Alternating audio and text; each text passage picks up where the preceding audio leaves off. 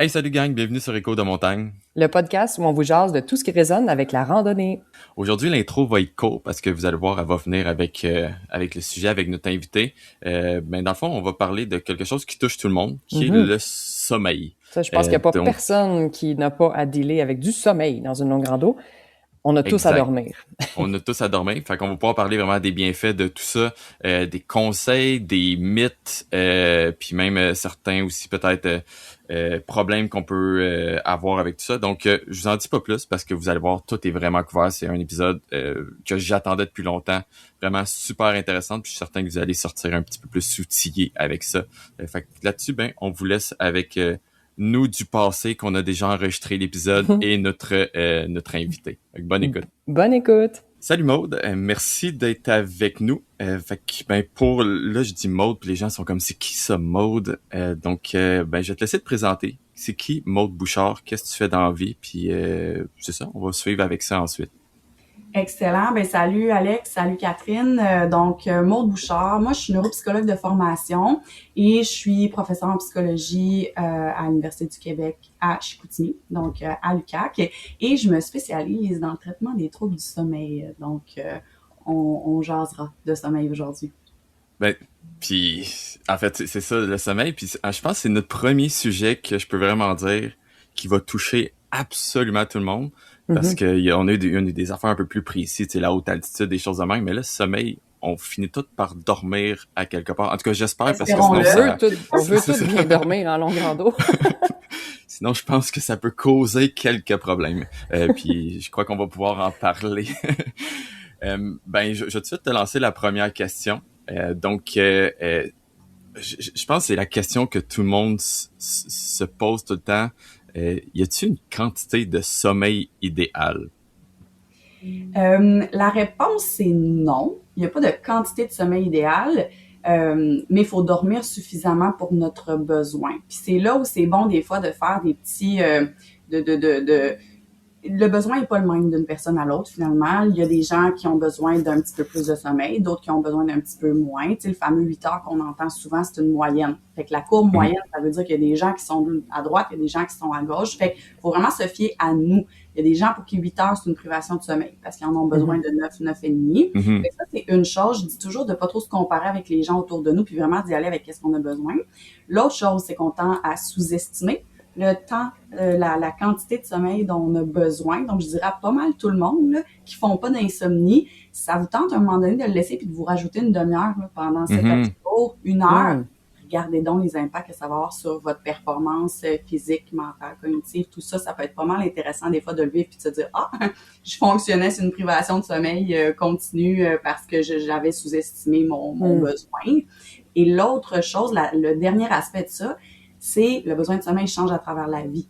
Un bébé, ça dort pas comme un ado, ça dort pas comme un jeune adulte qui ne dort pas comme un adulte plus âgé. Généralement, enfants ados ont besoin de plus de sommeil, puis un jeune adulte va dormir un petit peu plus qu'un adulte, plus âgé. Donc, il y a ça aussi. Le sommeil, la quantité de sommeil dont on a besoin va se modifier en vieillissant. OK. Puis j'imagine il y a plein de facteurs, là, on va pouvoir embarquer là-dedans, mais le sport, j'imagine, est un facteur qui va influencer tout ça, puis qui va faire que on va avoir besoin de plus de sommeil ou moins, puis tout ça au travers ça, là. On peut effectivement avoir besoin d'un petit peu plus de sommeil si on fait du sport, puis là, ça dépend l'intensité, la quantité, le moment de la journée où on fait le sport aussi, mais oui, tout à fait. Non seulement ça, mais j'ai beaucoup la question, des fois, les gens me disent, comment on fait pour augmenter notre sommeil lent profond? C'est celui-là, maintenant, avec les mondes connectés, là, on le voit, hein, puis on voudrait donc l'avoir plus longtemps. De bouger, c'est une des manières, c'est-à-dire, il n'y en a pas des millions, là, des manières d'augmenter notre sommeil lent profond, puis une limite jusqu'où on peut aller. Quand on bouge, quand on fait de l'activité physique, c'est une manière des fois de justement... Parce que le sommeil, ça répare, hein, puis notre sommeil lent profond fait plein de choses. On rentrera dans les détails si ça vous tente, mais c'est ça, bouger, ça peut l'aider. Oh wow, ça c'est bon signe. Moi j'ai une question. Est-ce que, tu sais, on parle d'une nuit là, mais est-ce qu'on devrait calculer le sommeil à la journée ou à la semaine? T'sais, est-ce qu'on peut accumuler du sommeil pour des moments où on en aura moins plus tard et vice versa? Excellente question. On ne peut pas accumuler de sommeil pour des moments où on en aura moins. On n'a pas une banque de sommeil. Malheureusement, non. D'ailleurs, on ne peut pas récupérer complètement le sommeil qu'on aura là-dessus. Je dirais, on doit le faire à la journée, sur 24 heures, parce que nos rythmes circadiens, là, notre petite horloge biologique dans notre cerveau qui vient gouverner nos cycles éveil-sommeil, elle fonctionne sur à peu près 24 heures. Donc, ça sera, tu sais, à chaque 24 heures, on a un cycle éveil-sommeil. Donc, ce qui peut être une bonne nouvelle pour certaines personnes, par exemple, qui font de l'insomnie, qui ont une moins bonne nuit, ça repart. La nuit d'après, on a un autre essai là, pour y aller.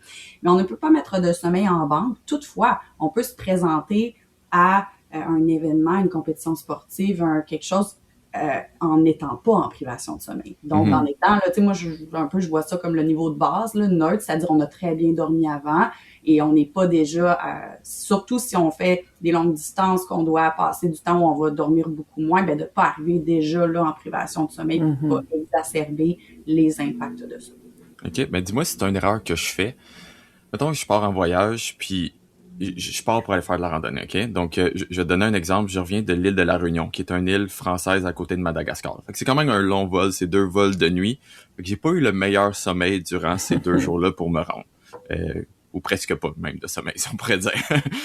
Donc, quand je suis arrivé là-bas, ce que j'ai fait ma journée normale là-bas et je savais que le lendemain, je commençais à marcher. Donc, je me suis couché autour de 7 heures pour avoir, tu sais, essayer de récupérer le plus que je pouvais puis de me dire ben je vais partir frais.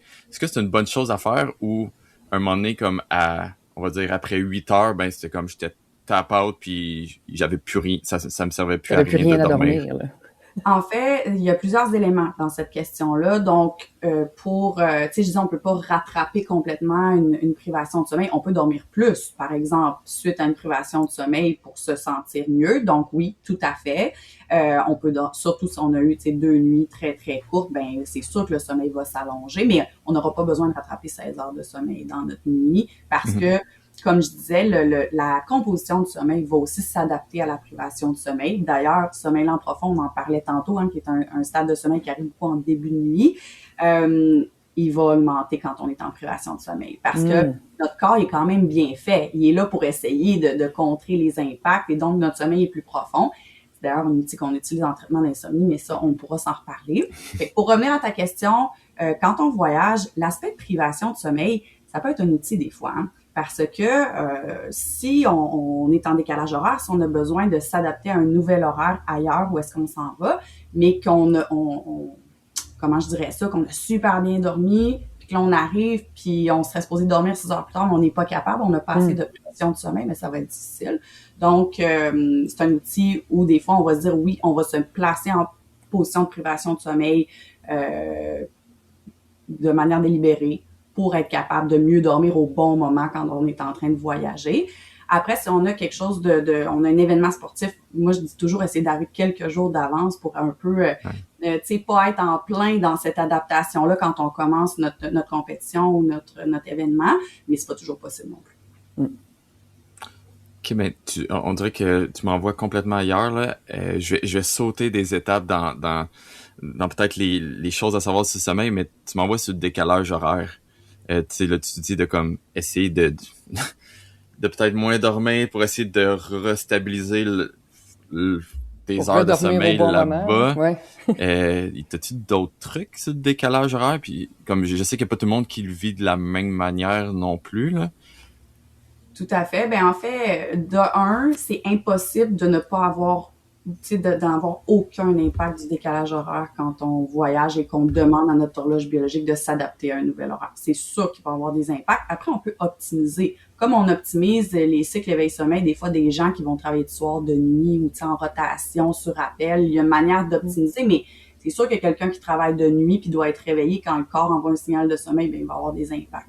Pour revenir au décalage horaire, tu sais, quand je disais la privation de sommeil, on peut l'utiliser, ça part d'un principe physiologique qui s'appelle la pression du sommeil ou l'homéostasie du sommeil. C'est vraiment le fait que ben, plus on est réveillé longtemps, plus on est en éveil, plus notre pression de sommeil augmente. Puis ça, c'est vraiment, on a des petites molécules dans notre cerveau qui s'accumulent. Peut-être vous connaissez l'adénosine, par exemple, qui est quelque chose que quand on boit du café, ben ça nous empêche d'avoir la somnolence ou ben l'adénosine va s'accumuler au cours de la journée. Et à un moment donné, moi j'appelle ça comme un élastique. Finalement, l'élastique est tellement étiré qu'on va être somnolent, on va bâiller, et là on va s'endormir. Puis pendant la nuit, notre pression de sommeil va diminuer. C'est comme ça, à tous les 24 heures. Mais cet élastique-là, quand on le connaît bien puis on sait comment il marche, puis on pourra parler de sieste aussi, je pense, tantôt, là, mais quand on sait bien comment il marche, on est capable de l'organiser pour dormir au bon moment quand on voyage. Donc, si je sais que puis là, je suis pas bien bonne avec les exemples, là, mais mettons, j'ai un vol de nuit, puis là, j'ai 6 heures de décalage, bref, puis que j'arrive, puis que je peux pas dormir tout de suite parce que si je fais ça, ben là, je serais pas capable, ben je l'étire mon élastique. Puis là, je me place en position de privation de sommeil, puis ça se peut que j'aille 6 heures, 8 heures, que tu sais, dans mon corps à moi, il soit à 6 heures du matin quand je m'endors, mais on se place dans la position de là-bas. Tout de suite, le mode dès que j'embarque dans l'avion, c'est OK, c'est switché dans ma tête, c'est switché sur ma montre, puis je suis à l'heure de là-bas. Et donc, je dois m'organiser pour être capable de m'endormir à cette heure-là. Et ça se peut que j'ai besoin d'étirer mon élastique pour le faire. Un truc, c'est de bien connaître son élastique puis de savoir quand dormir, quand pas dormir. Et l'autre, c'est, tu sais, le principe physiologique de la pression, c'en est un. L'autre, ça s'appelle les rythmes circadiens, je l'ai déjà nommé, mais c'est le fait qu'on a vraiment des cycles hormonaux, de température corporelle, tout ça sur 24 heures. Puis c'est pas le même cocktail la nuit que le jour quand on est réveillé. Je donne un exemple, le cortisol. L'hormone du stress, le cortisol, mais c'est pas juste l'hormone du stress, c'est aussi l'hormone de la vigilance. Donc, on a besoin de cortisol pour être réveillé le matin. Il est très élevé, naturellement. À chaque 24 heures, le cortisol est élevé le matin. Puis en soirée, puis pendant la nuit, il diminue. Puis ça se répète, ça se répète. Il y a la mélatonine aussi. La mélatonine qu'on connaît comme l'hormone du sommeil, l'hormone de la noirceur. S'il fait super clair chez nous, puis qu'on est au néon, puis qu'on a pris notre douche pendant 45 minutes avec la lumière de la salle de bain, il n'y en a pas de mélatonine qui est sécrétée parce qu'elle est inhibée par la lumière. On a besoin de noirceur en soirée pour la sécréter, un bon 2 à 3 heures avant de s'endormir. Mais des suppléments de mélatonine, des fois quand on voyage, pour donner le signal, parce que c'est une hormone qui donne le signal, ça peut être potentiellement, aidant. Ah, c'est super intéressant. Parce que justement, l'ensoleillement, on en parlait un petit peu avant l'enregistrement, Alex puis moi.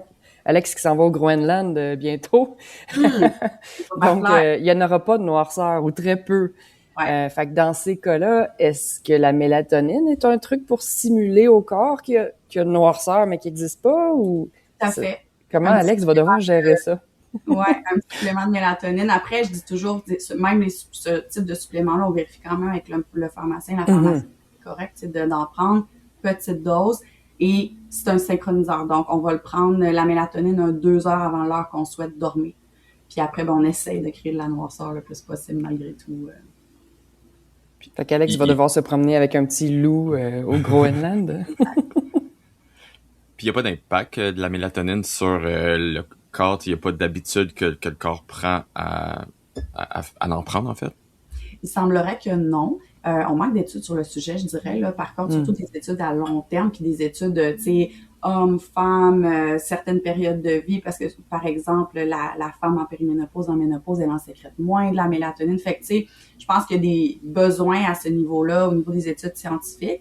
Mais pour le moment, il semblerait que non, mais je dis quand même toujours d'aller vérifier soit avec le médecin ou avec le pharmacien, la pharmacienne, parce que ce supplément-là peut avoir, tu sais, si on prend d'autres types de médications, donc juste s'assurer que, oui, c'est correct que je prenne ce supplément-là. Et ce n'est pas un supplément qu'on a besoin au quotidien dans notre vie. On en sécrète déjà de la mélatonine. On a besoin de la protéger, donc de se mettre dans un état de noirceur avant d'aller se coucher, mais puis de s'exposer à la lumière le matin. Mais c'est vraiment plus dans des cas justement de décalage horaire ou de gens qui travaillent de nuit, qui dorment de jour. C'est des moments où on n'en sécrète pas naturellement de cette mélatonine. OK. Je rewind un peu, là. On a été un peu dans tous les sens. Les heures de sommeil, est-ce que c'est bénéfique d'avoir quelque chose de stable, de dire, OK, ben à chaque jour, je me couche on va dire à 9 heures, puis je me lève à la même heure. Est-ce qu'il y a des bénéfices à ça? Puis dans quel... Si oui, mettons dans le contexte de la randonnée, est-ce que ça serait quelque chose qui serait intéressant d'essayer de finir ses journées pas mal toujours au même moment pour pouvoir arriver au sommeil au même moment, etc., ou ça n'a pas d'importance? Ça a tout à fait une importance. Donc, encore une fois, cette fameuse horloge biologique-là, elle aime l'habitude.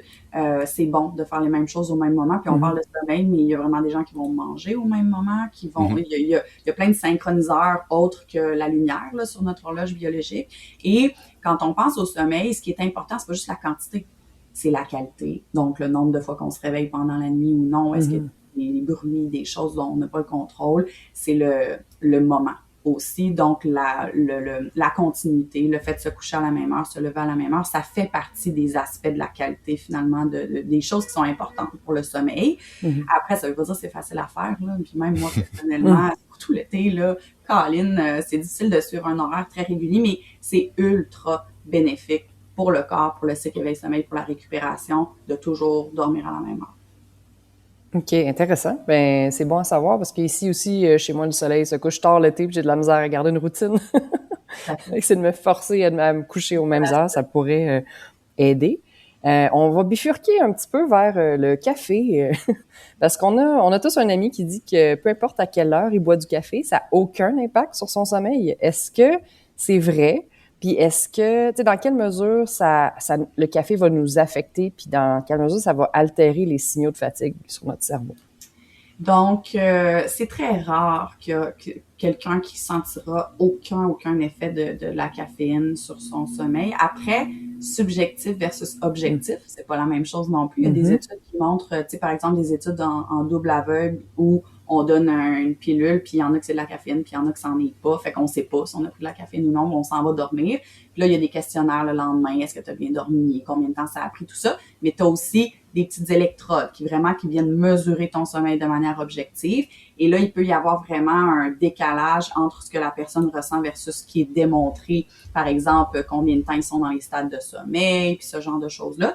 Et là, il y a des gens qui vont dire non, j'ai rien senti, ça n'a pas eu d'impact, mais objectivement, il y en a. Donc, je dirais de faire attention. La caféine, même si on pense que ça n'en a pas d'impact, ça se peut que ça en ait sur notre récupération.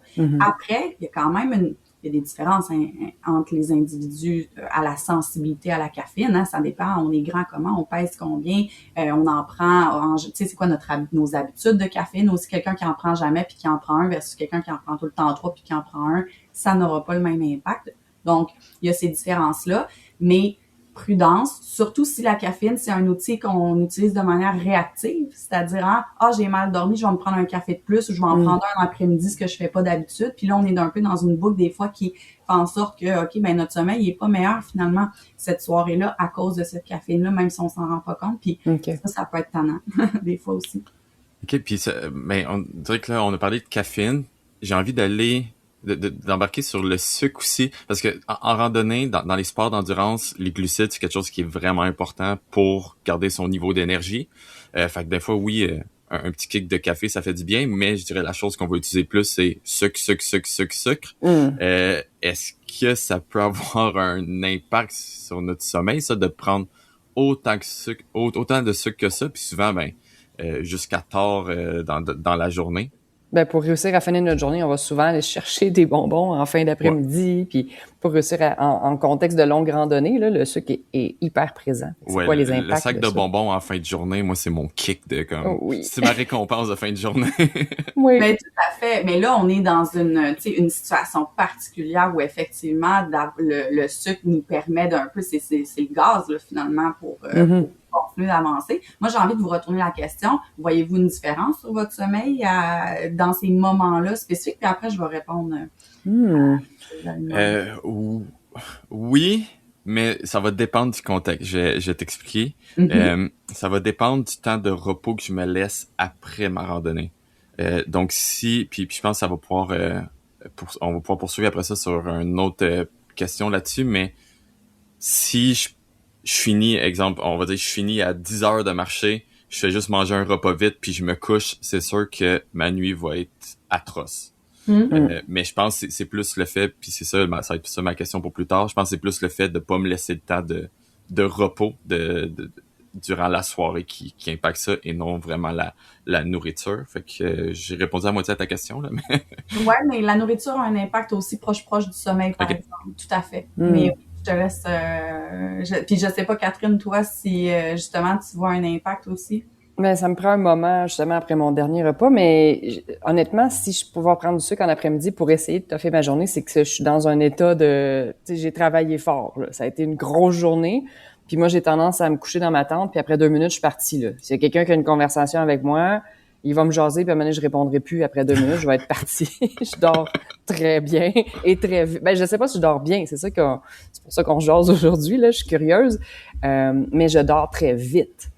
Puis j'ai pas l'impression que quand je fais beaucoup d'activités, le sucre en fin de journée a un impact tant que ça. Tu sais, si je fais rien de la journée puis que je vais manger des Smarties devant un film, ben là, ça va peut-être affecter ma nuit. Mais en contexte de longue rando, moi, ça n'a pas un gros impact. Parce qu'on en dépense tellement.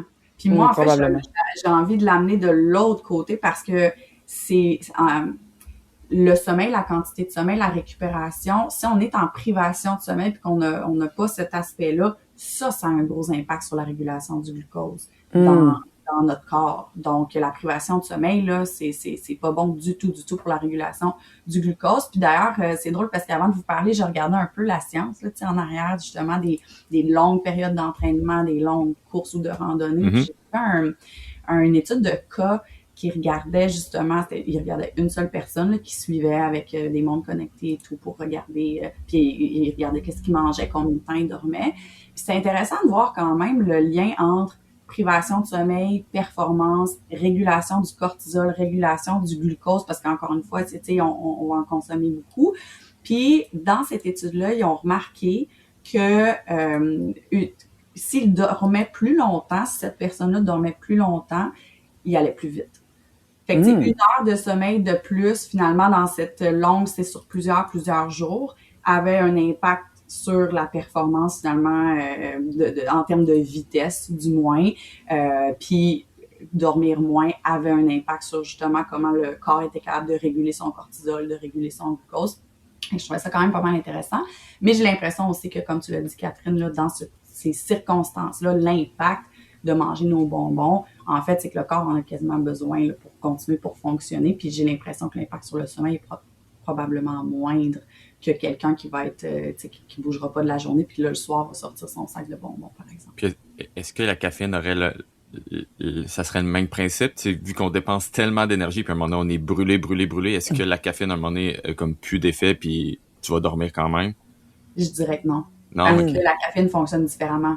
La caféine, elle vient masquer les signaux. Donc, c'est pas qu'il n'y en a pas de fatigue, on la masque. Et là, si on en prend. Puis là, écoute, la science particulière, j'ai pas regardé d'études là qui regardent ça spécifiquement. Je sais même pas s'il y en a.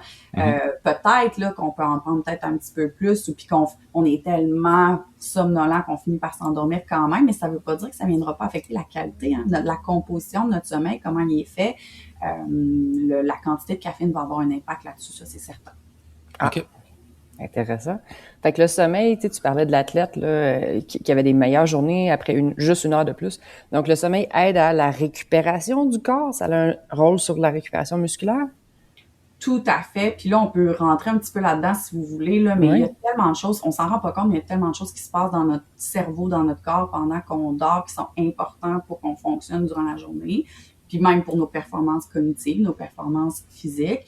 Je vous ai parlé du principe de pression de sommeil tantôt, de l'adénosine qui s'accumule, les petites molécules qui s'accumulent, qui nous rendent somnolents. L'hormone de croissance est sécrétée pendant le sommeil et aussi dans le sommeil lent profond, donc généralement en début de nuit, parce que c'est là où on en a le plus de sommeil lent profond. Puis l'hormone de croissance, c'est pas juste importante pour les enfants, les ados, là, on penserait, mais c'est important pour la réparation des tissus, des muscles. Donc, on veut la sécréter, cette hormone-là, puis c'est ça, fait qu'on veut dormir. Il y a aussi un truc qui se passe pendant qu'on dort, c'est comme un genre de ménage cérébral. Là, moi, je dis toujours, je parle du lave-vaisselle, qui lave la vaisselle. Dans notre cerveau, pendant la journée, pendant qu'on est réveillé, qu'on bouge, qu'on parle, peu importe, il y a des genres de déchets cérébraux qui vont s'accumuler. Et ces déchets-là doivent être un peu... là, je fais des gestes que les gens verront pas. Là, mais flusher, là. Évacuer. Flusher, c'est exactement ça, le geste que je faisais, de flusher quelque chose.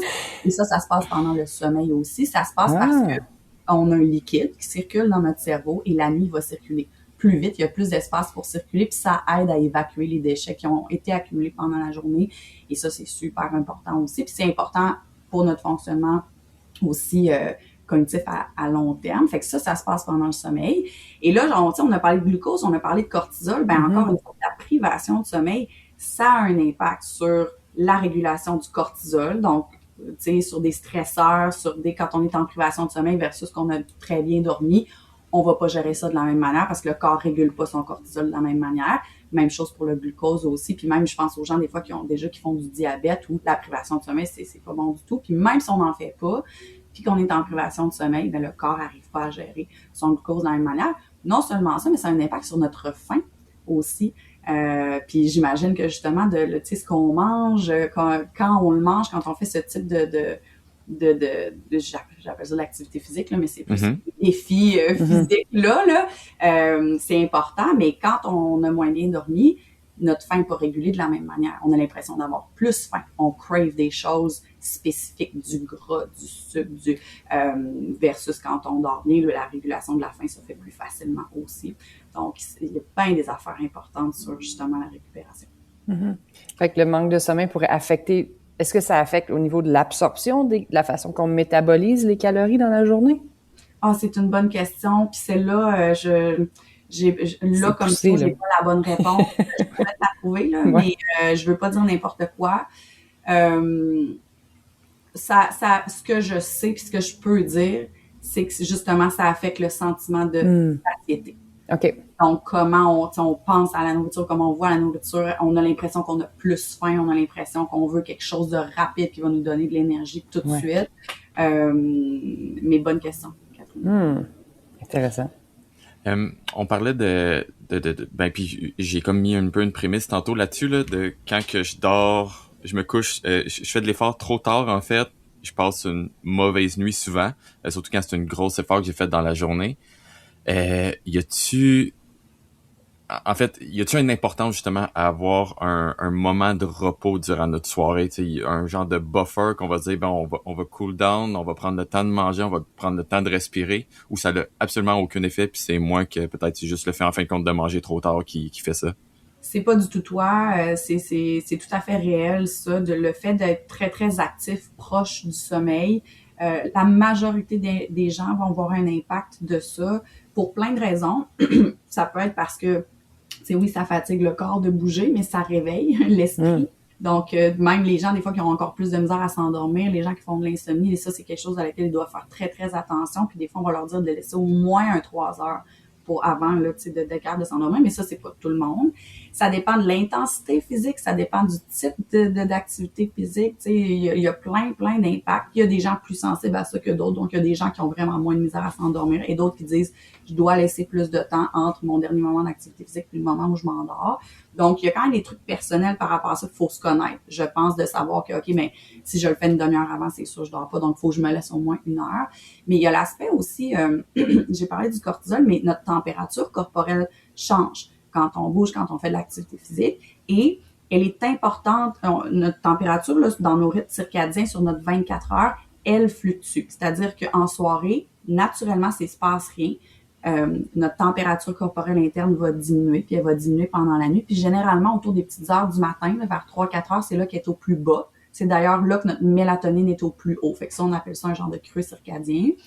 Et là, au petit matin, tranquillement, notre température va augmenter. Mais quand on bouge, quand on fait de l'activité physique, ben ça a un impact là-dessus aussi.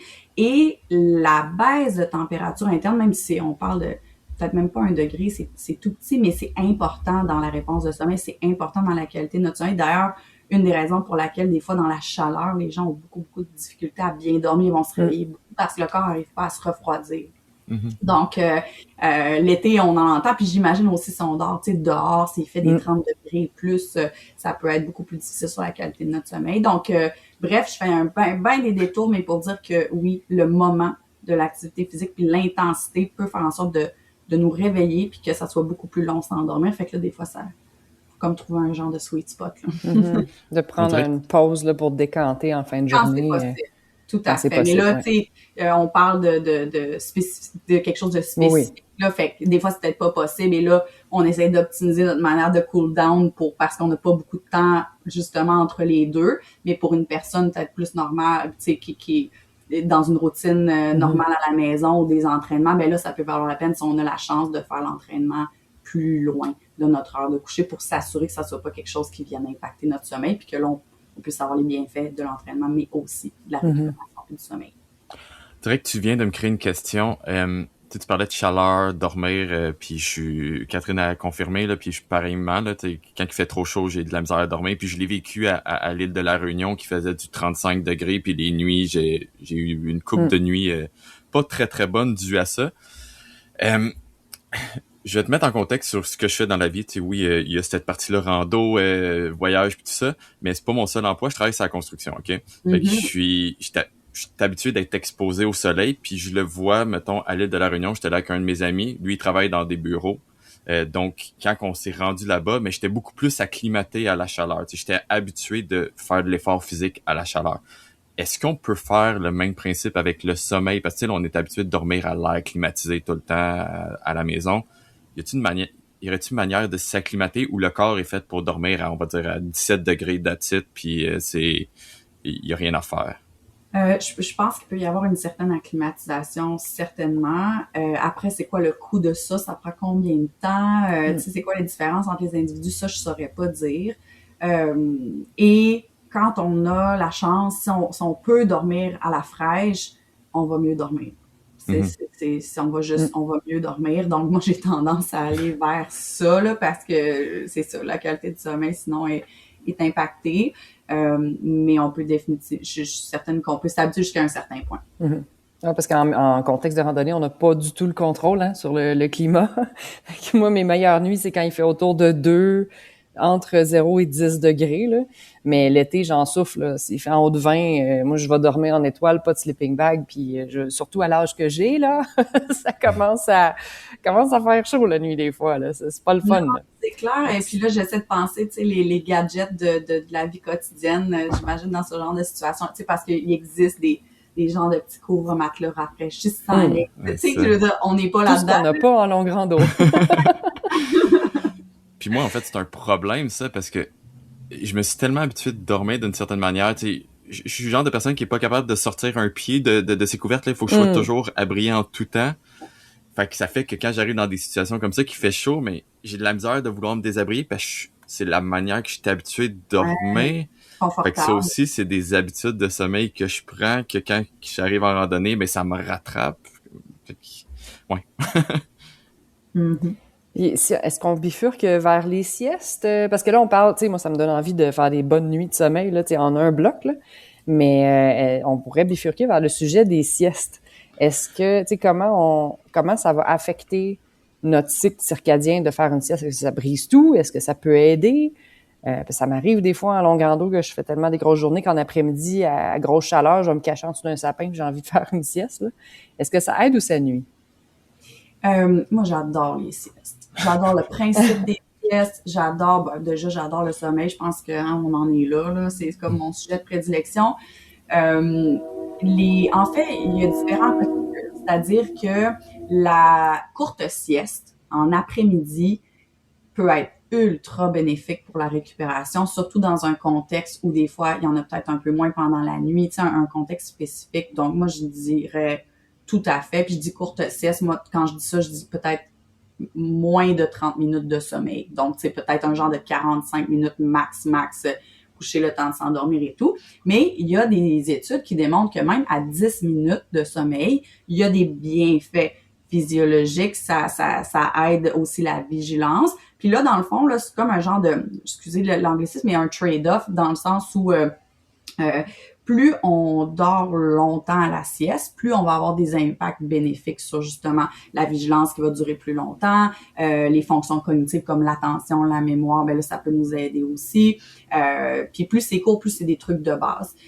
Après, plus la sieste est longue, plus l'état dans lequel on va se réveiller va être différent aussi. Parce que il y a un phénomène qui s'appelle l'inertie de sommeil. Ça, on a ça le matin, des fois, là, hein, on se sent gommé, on a l'impression on sera jamais capable de faire notre journée puis que ça n'a pas de bon sens. Mais finalement, hein, après des fois 15, 20, 30 minutes ou le premier café, ben, on est bien correct. La sieste a ça aussi. Si on fait une sieste d'1 heure et demie, ça se peut qu'on se réveille gommé 2 heures, on va être là. Ça va prendre autant de temps à se réveiller que le temps qu'on a dormi. Donc, plus c'est long, plus on a ça. Une sieste de moins de 30 minutes, souvent, on va pas se sentir particulièrement gommé. Fait que ça, c'est comme intéressant parce qu'on a des bienfaits sans avoir le coût de cette sieste-là. Puis, la dernière chose que je dirais par rapport à ça, c'est sûr que si on a de la misère à dormir le soir, qu'on a de la misère à s'endormir, qu'on a, plus la sieste est longue dans la journée, plus elle est tard, proche du dodo, plus ça se peut que ça exacerbe notre problématique d'insomnie finalement. Hein. Donc, il faut faire attention dans ce contexte-là, mais dans un contexte d'activité physique intense sur plusieurs jours où il y a probablement de la privation de sommeil, mais là, la sieste est excellente. OK. Puis à partir de combien j'imagine que ça va varier d'une personne à l'autre, là, mais à partir de combien de minutes de sommeil? On parle de power nap de 15 minutes, là. Est-ce qu'en bas de 15 minutes, ça donne rien de faire une sieste ou y a-t-il un moment, un nombre de minutes à partir duquel c'est bénéfique ou ça va être graduel? Je dirais, là, la science démontre que c'est autour de 10-15 minutes, justement, qu'on commence à avoir des bienfaits sur la vigilance. Ça va être des bienfaits plus de base, puis plus c'est long, plus ils vont durer longtemps, puis plus les bienfaits vont devenir un peu plus complexes. Par exemple, là, ça peut avoir des impacts sur le cerveau, donc 10-15 minutes, généralement, ça peut être suffisant. Puis d'ailleurs, tu sais, si on est somnolent, là, puis moi, je fais toujours la distinction entre la somnolence et la fatigue. Ce n'est pas la même chose. On peut être très, très fatigué physiquement, mais très allumé mentalement et on ne se sent pas somnolent, on n'a pas envie de dormir. Quand on fait de l'activité physique aussi, on peut être très fatigué, mais très allumé, donc pas somnolent. Mon Dieu, je me suis perdue moi-même quand je Dans la somnolence, ouais. Fait qu'on peut ne pas être fatigué, on peut être très reposé, mais parce qu'on bouge pas ou on est tranquille, on vit de la somnolence?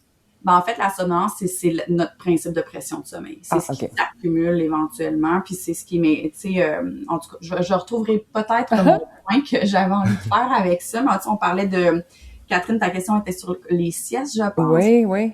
Tu sais, à quel moment la sieste devient bénéfique, là? On t'a bien répondu. Tu sais, autour de 10 à 15 minutes, on commence à avoir les bienfaits, puis finalement, ça s'accumule. Plus on dort longtemps, fait qu'il faut trouver son équilibre dans la sieste, là, pas la dépasser pour être capable de se réveiller de tout ça puis de avoir une bonne nuit par la suite, tu sais, parce que plus la sieste est longue, plus elle va affecter notre nuit de sommeil d'après, j'imagine. Exactement. Mais dans certaines circonstances, comme justement de l'effort physique sur plusieurs jours en privation de sommeil, la sieste peut être utile. La sieste peut être utile pour les gens qui ont des horaires atypiques, qui travaillent justement de soir, de nuit, et donc qui sont en privation de sommeil un petit peu plus. Fait que pour moi, c'était un super bon outil. Puis, c'est culturel aussi, hein. La sieste, il y a des pays dans le monde qui la font systématiquement l'après-midi. Puis, il faut savoir que physiologiquement, l'après-midi est aussi un bon moment parce qu'on a aussi un petit creux circadien en après-midi. Notre température corporelle, là, elle diminue, comme je disais, en soirée pendant la nuit. Elle remonte le matin, mais elle va rediminuer. On va comme avoir un petit creux en début d'après-midi avant que ça remonte. Et là, c'est propice, finalement, à dormir, à la sieste. Puis voilà. Moi, je vote pour la sieste en longue randonnée. Je sais pas toi, Alex, là. Je suis pas très fan. Je suis beaucoup plus marcher sans arrêt puis m'arrêter quand je serai plus capable. Je viens de penser à ce que je voulais dire tantôt. Vas-y. Si on parlait de tu sais, quand on est somnolent puis qu'on conduit ou la meilleure affaire à faire, c'est de se stationner puis de fermer ses yeux 5-10 minutes. C'est ça que j'essayais de dire, c'est que la sieste peut vraiment venir nous aider si on a de la grande somnolence. Mais là, Alex, tu touches à un point super important aussi. L'activité physique aussi peut combattre la somnolence. Donc, ce qu'on dit, c'est stationne-toi, ferme tes yeux 5-10 minutes ou mets-toi à courir. Augmente ton rythme cardiaque parce que ça peut te réveiller puis ça se peut que justement, tu vas être capable de repartir sans ressentir trop la somnolence pour un bon bout. Fait qu'il y a de quoi d'intéressant là-dedans aussi. Mais j'imagine qu'il y a quand même une certaine limite, là. Puis je pense, en fait, je vais répondre à la question avec ce que je vais dire. On le voit avec les ultramarathoniens qui font des 125 km, 170, qui vont courir pendant 20 heures.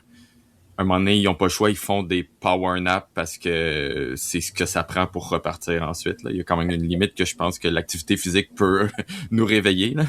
Tout à fait. Dans ce contexte-là, on est ailleurs. Okay, moi, je suis pas là. Hein. Dans mes longues randos, je me rends pas. C'est une sieste de plaisance là, que je fais, pas d'épuisement extrême. Là. Mais dans quel... c'est quoi, ça va être quoi les impacts d'un manque de sommeil sur le corps dans un sport d'endurance? Physiologiquement, ça va causer quoi? Mettons, là, ça fait 3-4 nuits que je dors pas, mais il faut que je continue à faire mes kilomètres. Ça augmente le risque de blessure? Est-ce que, dans quel point ça va affecter? Potentiellement que ça peut augmenter le risque de blessure. Je pense que il y a beaucoup de contextes, ça dépend vraiment du contexte, c'est combien d'heures, c'est quoi la privation. Privation de sommeil, là, si on a besoin, mettons, moi j'ai besoin de 9 heures de sommeil par nuit, puis pendant une semaine, je fonctionne à 8, je suis en privation de sommeil. OK. La privation de sommeil, grand-chose. c'est juste le cas extrême qu'on s'imagine de « Ah, j'ai pas dormi de la nuit » et donc là, une privation de sommeil, ça peut être de dire « Ben, je ne dors pas suffisamment pour mon besoin de sommeil ».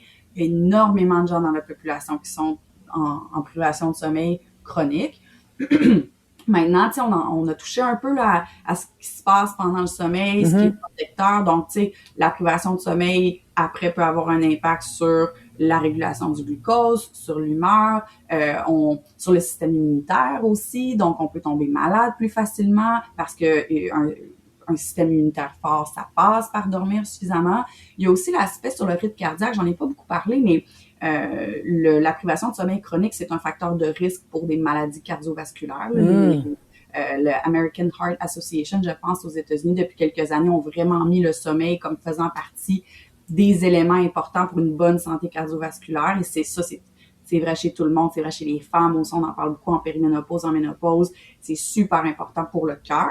Puis, quand on dort, le rythme cardiaque diminue. Fait que c'est protecteur. Donc, quand on n'a pas ça, ça a un impact sur le système cardiovasculaire. Pour revenir à la question spécifique de tu sais, qu'est-ce qui peut...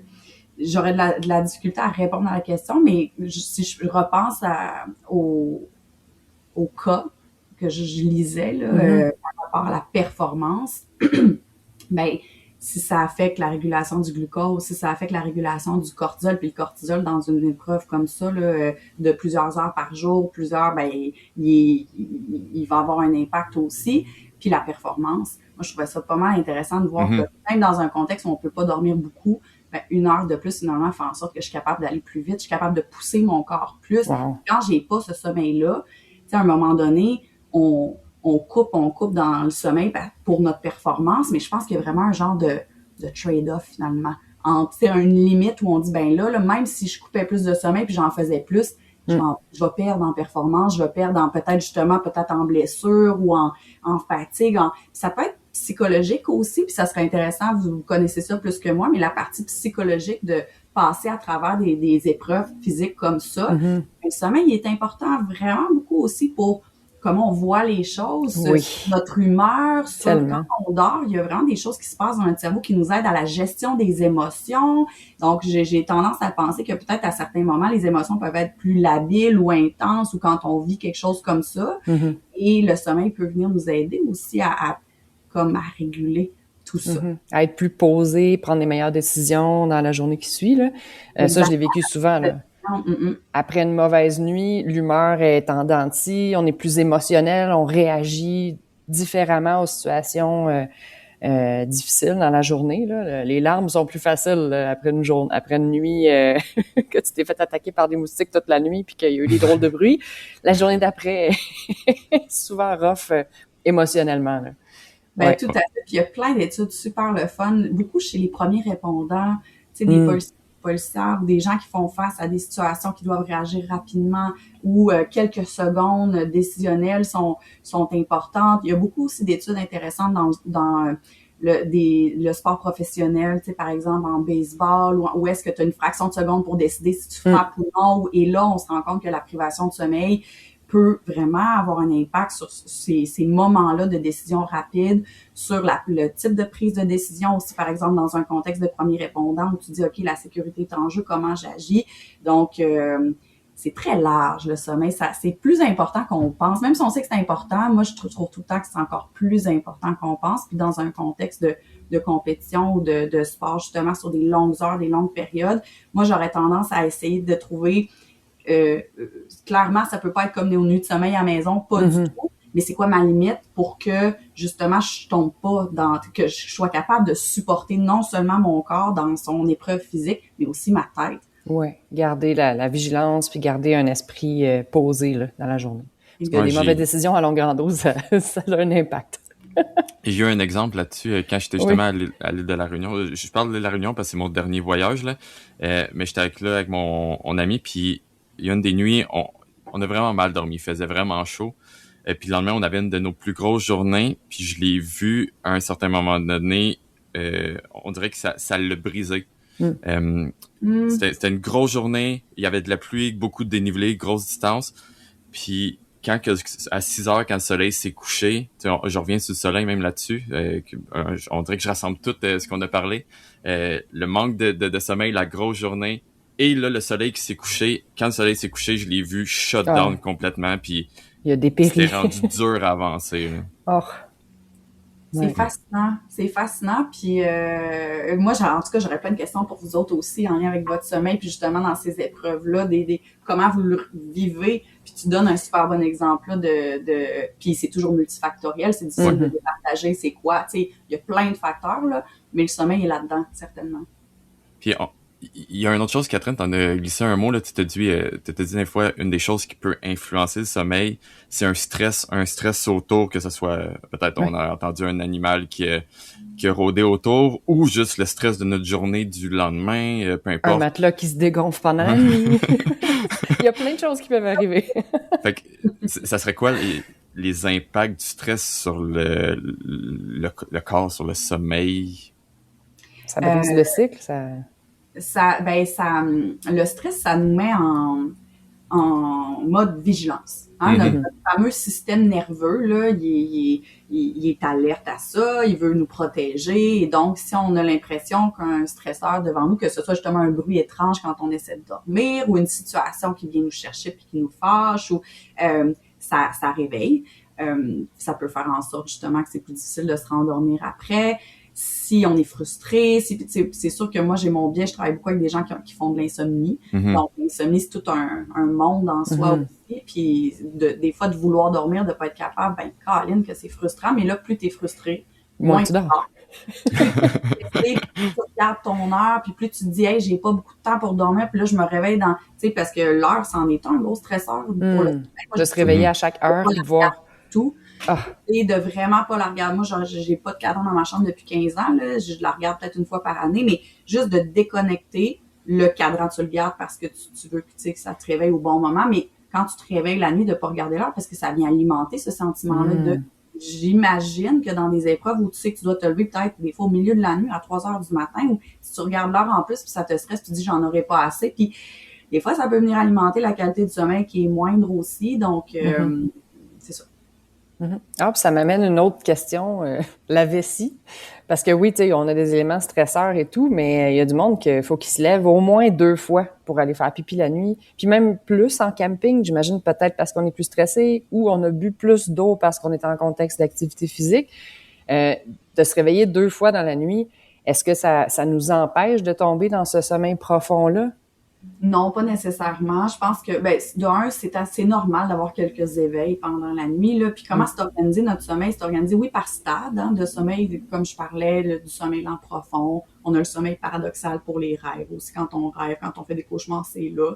Mais c'est organisé en cycle aussi. Les nuits sont organisées en cycle de sommeil. Un cycle de sommeil, ça dure à peu près 1h30. Ça peut être un peu moins, un peu plus. Mais à chaque fin de cycle de sommeil, il y a un allègement du sommeil. Puis naturellement, il y a des gens qui vont se réveiller. Des fois, juste quelques secondes, le cerveau est réveillé, il se rendort, on s'en rend pas compte. D'autres vont se réveiller quelques minutes, se rendormir. Donc, c'est normal comme adulte d'avoir des éveils pendant la nuit. Après, tu sais, la vessie, si c'est problématique ou si c'est vraiment beaucoup de fois la nuit, ou là, il y a moyen peut-être de consulter, de voir, y a-t-il quelque chose à faire avec ça. Des fois, ce que je dis, puis là, ça, faut l'essayer d'avance, là, mais des fois, les gens qui vont plusieurs fois, est-ce que c'est vraiment physiologique ou c'est devenu un genre d'habitude qu'on a prise de se lever, d'y aller, puis fait que des fois, je dis, essaie de te rendormir sans y aller, qu'est-ce qui arrive? Il y a des gens qui arrivent des fois en faisant ça, de dire, finalement, je me rendors, puis je suis capable de faire un autre bout, puis donc, au lieu d'y aller 3 fois, j'y vais 2 fois, ou fait on peut jouer un peu puis tester. Ah, c'est un bon truc. Parce qu'on a tout le temps ce petit stress-là de dire, hey, mais en rando, quand t'as envie, il faut que tu y ailles parce que tu dis, j'ai peur d'avoir froid sinon. Fait que t'as cette espèce d'obligation-là la nuit, que c'est comme ça fait partie des tâches, si on veut, là. Fait que si on essaie de briser ça, j'imagine que ça peut aider. Mais c'est rassurant de savoir que les cycles de sommeil sont juste 1h30 à la fois puis t'es pas obligé de faire un gros bloc d'une nuit pour avoir bien récupéré, là. Pas du tout. Puis ça, c'est un gros mythe, hein. Ça, cette nuit-là en continu qui serait la nuit parfaite, on se réveille pas du tout. Puis ça nous place dans une position quasiment qu'on a de la pression de dormir parfaitement. C'est pas vrai, là. le sommeil il est pas parfait, puis c'est ça, c'est normal de se réveiller quelquefois. C'est vrai que ça me rassure parce que moi, je suis le genre de gars que j'ai jamais un sommeil d'un bout à l'autre. Jamais, jamais, jamais, jamais, jamais. Je me vire durant la nuit, puis je me vois me virer durant la nuit. Tu sais, je vois tous ces moments-là de la nuit. Je pense que je fonctionne quand même bien. Le café doit aider un peu là-dedans. Mais mais on dirait que je me sentais toujours comme, je suis normal? Parce que là, t'entends tes amis comme, ah ben non, moi, je dors d'un bout à l'autre. Puis des fois, tu sais, on a fait la même journée, mettons, on va dire, de rando. Puis lui, ça l'a brûlé complètement, il dort d'un bout à l'autre. Moi, je me suis réveillé 20 fois durant la nuit. Mais c'est normal. Puis dans le fond, ce que tu nous dis, c'est que, tu sais, d'une personne à l'autre, on est différent. Puis il y a pas de bonne manière tant qu'on se sente bien. Ben, tant que justement, si, tu sais, c'est sûr que si on se réveille 20 fois dans la nuit puis on sent les impacts de ça dans la journée, on sent c'est autre chose. 20 fois, ça fait beaucoup quand même. J'ai dit ça de même, là, mais c'était pitché de même, là. Mais tu sais, 3, 4, 5, 6 fois de réveil pendant la nuit, moi, c'est pas quelque chose qui va m'alarmer du tout.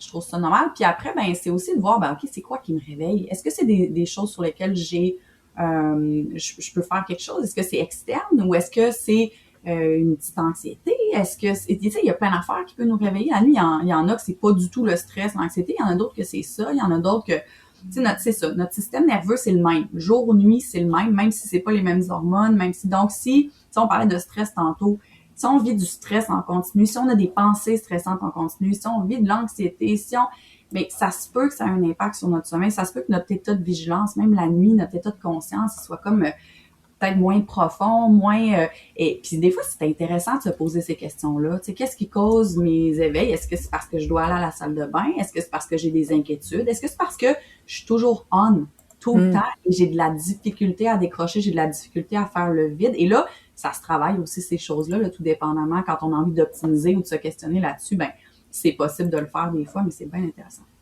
En tout cas, moi, je trouve ça intéressant. Ça m'apporte à une autre question, parce que là, tu sais, on parle des sommeils qui sont pas tous pareils.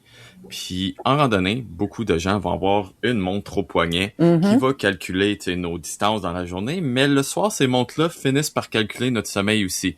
Mais là, j'imagine que ce sommeil-là qui est calculé est fait sur un standard, mais on n'a pas tous le même standard de sommeil. Fait qu'il y aurait-tu comme un effet placebo à ça? Là, tu te réveilles le matin, tu regardes ta montre, j'ai eu un 25% de bon sommeil. C'est sûr que ma journée sera pas bonne. Fait que là, il y a un effet placebo à ça. On devrait-tu se fier aux montres, en gros? C'est super intéressant, les montres connectées, parce qu'il peut y avoir plein d'affaires super positives en lien avec ça. Par exemple, juste la motivation, des fois, tu sais, l'horaire régulier. Des fois, on sait pas trop, mais là, avec la montre, tu sais, ça nous montre nos graphiques, puis on se dit, OK, je suis motivée à faire mon horaire régulier, puis je veux... Fait qu'il y a plein d'aspects positifs. Il y en a qui le sont moins, c'est-à-dire, te nommer quelque chose de vraiment intéressant. On a peut-être l'impression qu'on a dormi correct, là, pas trop pire, pas trop parfait, mais c'est correct. Puis là, on regarde notre monde, on voit ce 25%-là, on voit que tout est en rouge, et là, on est stressé. Puis on se dit, oh non, j'aurais pas assez dormi. Puis là, on se projette, on a des distorsions cognitives de se dire qu'on sera pas capable de faire notre journée. Puis ça, c'est un peu plus insidieux. Ça, je ferais plus attention. Puis si on voit que notre monde, finalement, plus souvent qu'autrement, c'est ça qu'elle nous fait, elle nous stresse plus, elle nous, ben peut-être que ça vaut la peine de se un peu décrocher de c'est quoi ces résultats, puis se fier un petit peu plus à notre ressenti. D'ailleurs, tu sais, quand on traite l'insomnie, on va pas tant utiliser les données des montres, on va utiliser des agendas de sommeil où on pose des questions, tu sais, à chaque matin à la personne, puis la personne va répondre de son ressenti, puis de comment elle l'a vécu, combien de temps ça a pris pour s'endormir, tout ça. Fait qu'il est important ce ressenti-là. Si on a l'impression, nous, qu'on a bien dormi, mais que notre montre, à chaque fois, nous montre que non, que ça nous stresse, ben moi, je dirais de s'éloigner un petit peu plus. Mais si c'est quelque chose de motivationnel qui nous aide à entretenir des comportements qui nous aident pour plein d'affaires, pourquoi pas? Si c'est un intérêt, mais que ça n'a pas vraiment d'impact sur justement comment on se sent, comment on voit qu'on est capable de faire la part des choses, ben tant mieux.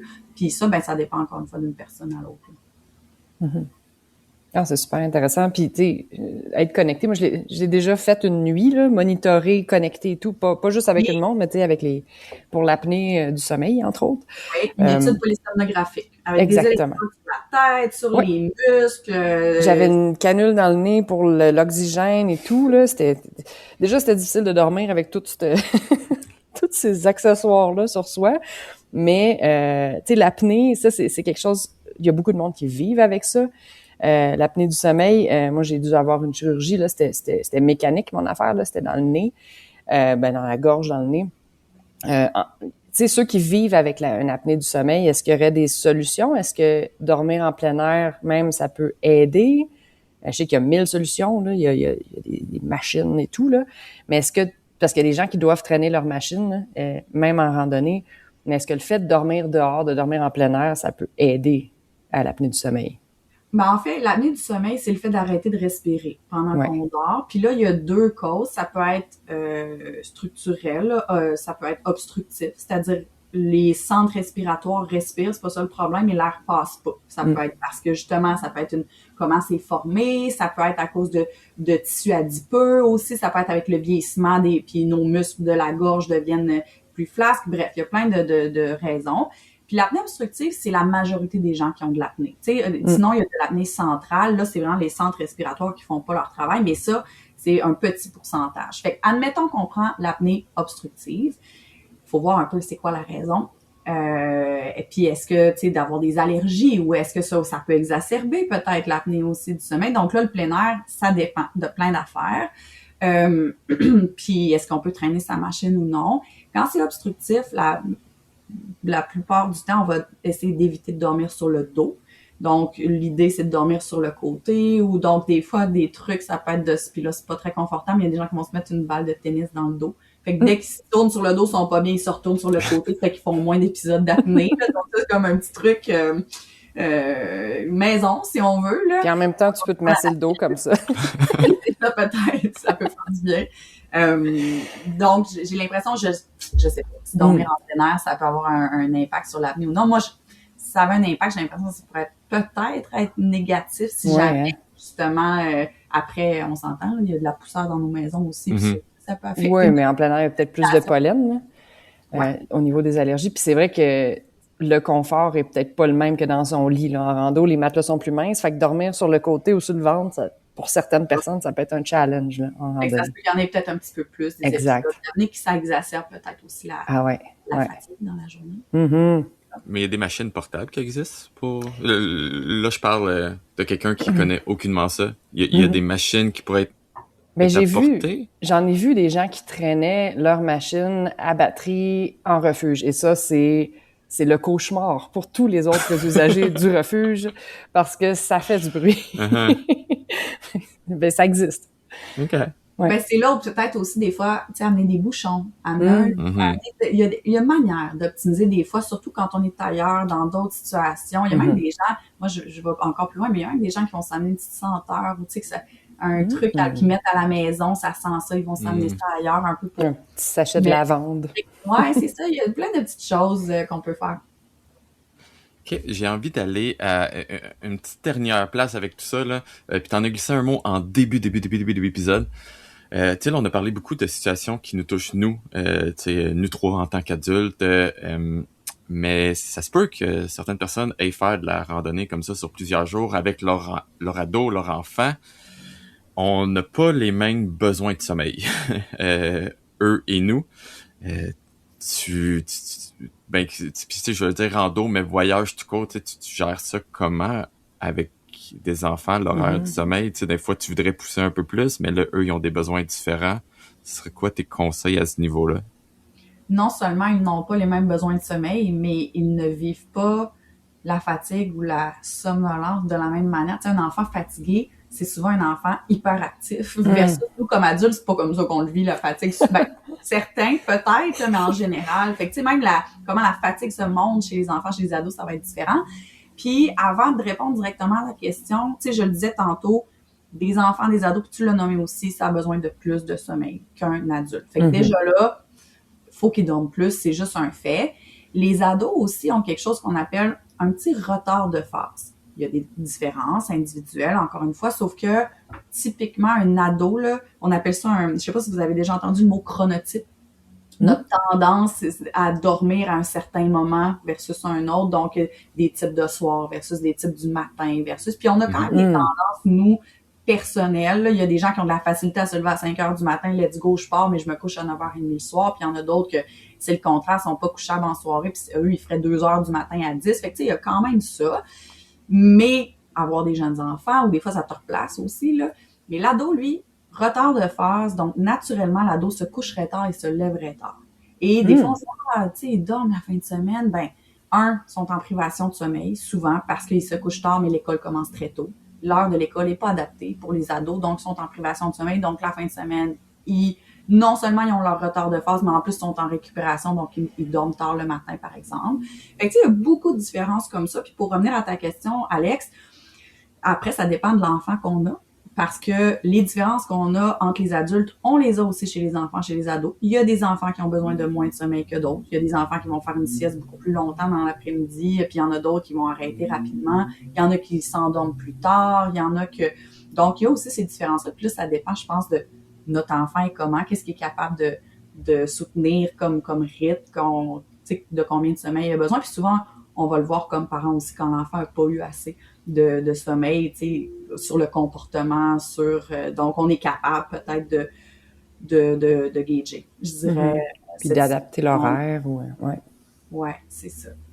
Ouais, puis c'est une chose que je trouve, j'ai pas d'enfant, là, mais que je trouve dur, même quand que je pars pas seul, d'être avec quelqu'un, on n'a pas nécessairement le même cycle, puis moi, je suis le genre de personne que quand je me réveille le matin, c'est bon, on va commencer à marcher là, je suis prête, là. Puis je le vois que ce soit avec ma blonde ou avec un ami, eux sont différents de moi, eux, ça va kicker plus tard, là, fait que tout est plus lent. Fait que c'est dur quand même à adapter ça, puis je pense que c'est des compromis, puis c'est c'est l'écoute de l'autre, là.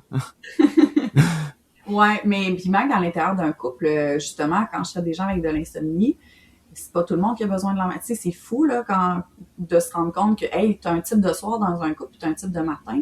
Ça peut avoir des impacts sur le couple, des fois, de un peu rallier qu'il y a une personne qui veut se coucher à 9h15, puis l'autre se couchera à minuit et demi. Il y a une personne qui veut commencer sa journée ou commencer, justement, sa marche direct en partant. Puis, fait que c'est beaucoup, c'est ça, de communication et de compromis parfois, mais d'essayer de se rapprocher comme humain, tu sais, de justement notre besoin de sommeil, de notre horaire idéal pour nous. C'est pas tout le temps possible. On s'entend des types de soirs qui ont des jeunes enfants. C'en est terminé. Il faut se lever tôt. Mais peut-être qu'il y a des choses à faire. Puis moi, j'aime bien l'idée d'optimiser, de se rapprocher de ça. Si je sais que moi, je suis quelqu'un, puis pour vrai, je le suis, j'ai besoin de beaucoup de sommeil. Moi, je peux dormir 9 heures tout le temps. C'est magnifique. Là, je suis pas quelqu'un qui dort 5-6 heures puis qui est fonctionnel.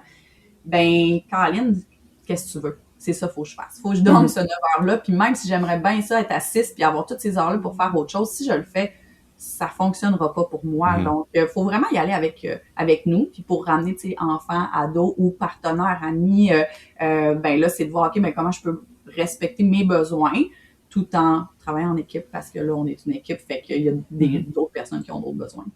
Tu sais, dormir dans le même lit, c'est une chose, mais partager une tente, ça amène d'autres challenges, là.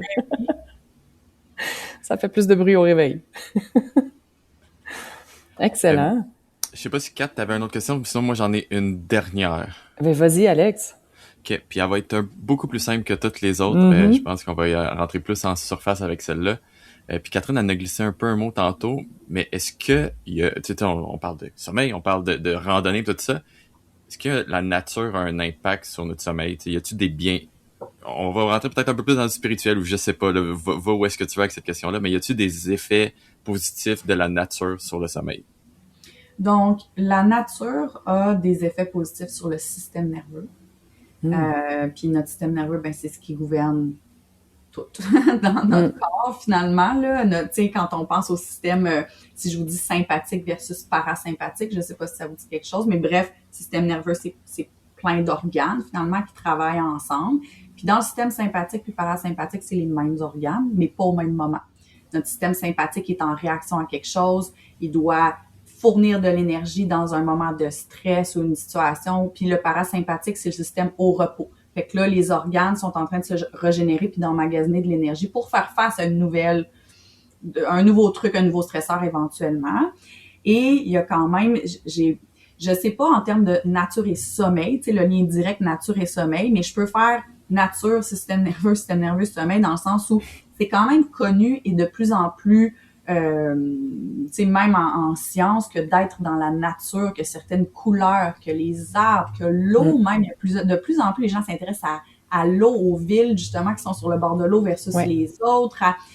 C'est comme si, puis là, je vais peut-être aller un petit peu trop loin, mais ça calme. Ça calme l'esprit, ça calme le corps, on est dans un... Et donc, certainement, je pense que ça peut avoir un impact positif, que ce soit, même si on passe par là, sur le sommeil, parce que justement, on arrive peut-être à déconnecter, à aider son système parasympathique, à être dans un mode un peu différent. Puis la nature, tu sais, des fois, pas qu'on la prescrit, mais on va demander aux gens qu'est-ce qui les relaxe, qu'est-ce qui leur fait du bien, puis la nature revient souvent. Marcher en nature, être à l'extérieur. Donc, moi, je pense que ça peut certainement avoir un impact d'être exposé à ça. Ben, les odeurs, comme tu parlais des couleurs, le bleu et le vert ont tendance à calmer le cerveau. Puis quand on se retrouve en nature, on est entouré de bleu et de vert. Là. C'est de l'eau, du vert, des arbres. Fait que c'est forcément, ça doit aider. C'est fascinant. Puis moi, j'ai fait des observations, puis là, j'enlève un peu mon chapeau là, tu sais, de neuropsy, puis je vous parle au niveau personnel, donc vous en faites ce que vous voulez, puis les gens qui écoutent aussi. Mais moi, je sais, tu sais, par exemple, Catherine, je pense que tu es en Colombie-Britannique, ou en tout cas, et je sais que moi, quand je vais, puis je l'ai dit à tous mes amis, à tout le monde, quand je vais en Colombie-Britannique, quand je vais à Vancouver, puis là, je suis sur la route, là, puis les arbres sont énormes, c'est vert, c'est comme luxuriant. Enveloppant. Moi, j'arrive là-bas, là, puis je le sens quasiment, mon système nerveux faire genre... C'est fascinant, ça me fascine à quel point, dans un environnement comme ça, mon corps réagit pas de la même manière. Je sens le shift que ça fait. Moi, au niveau personnel, certainement, je le vis ça dans des endroits où il y a des arbres, où il y a la nature, et je sais... Ça et la lumière, pour moi, c'est deux choses qui me... Si j'ai besoin de lumière, puis j'ai besoin de nature, puis donc, j'ai l'impression qu'il y a plein de gens comme ça. Oui, c'est pour ça que j'ai choisi d'être ici. Moi, c'est vital. Je fonctionne avec l'énergie solaire, puis au fil des années, c'est essentiel pour moi d'être entouré de nature, fait que ça va de soi. Puis d'ailleurs, la lumière, si on veut peut-être terminer là-dessus, là, et c'est un outil incroyable pour notre cycle éveil-sommeil aussi, notre horloge biologique, notre fameuse horloge biologique. On a parlé de la noirceur en soirée pour s'aider à dormir, mais s'exposer à la lumière en journée, le matin, être dehors, c'est un outil ultra intéressant, puis des fois pas si difficile.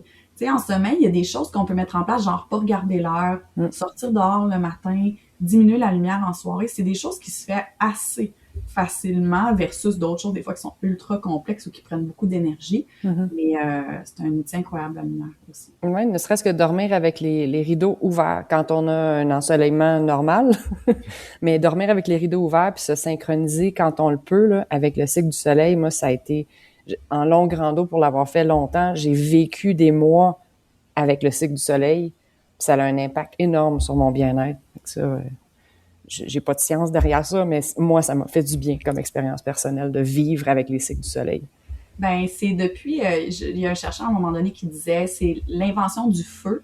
C'était la première étape qui venait challenger nos rythmes circadiens. Puis après ça, ça a été l'électricité. Puis après ça, parce que maintenant, dans nos vies, ben, de la lumière artificielle, il y en a partout, il y en a tout le temps, même dans les villes. Je veux dire, le niveau de lumière, même la nuit, est quand même. Donc, tu sais, là, c'est est-ce que tu as des bons rideaux? Est-ce que.